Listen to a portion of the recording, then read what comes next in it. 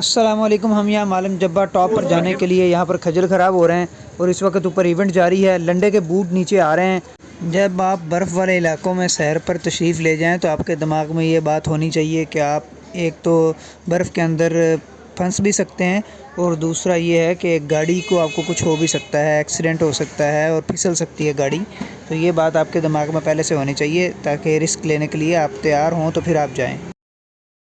Permission लेने कोई है? परमिशन का हिसाब किताब जो है ना वो नहीं बनना, क्यों? क्योंकि 12:30 बजे तक जो है आगे एक इवेंट जारी है। एक और कमांडर साहब आए हुए हैं, उन्होंने कहा है 12:30 बजे के बाद जब साहब जी चले जाएंगे तो फिर आम लोगों को भी जाने की इजाज़त होगी। अभी तक कोई इजाज़त नहीं है, तो आवाम इतनी ज़्यादा है कि उन तक पहुंचना ही मुश्किल है। तो हमें वेट करना पड़ेगा यहाँ पे? वेट करना पड़ेगा। कितना वेट यहाँ पे कम एक्सपेक्टेड से है? कम 1 घंटा कम से कम। यानी कि ये ट्रैफिक सारी फंसी पड़ी शुक्र है। है हमारे मुहाफिज चले गए, अब हमें भी जाने की इजाज़त मिल जाएगी।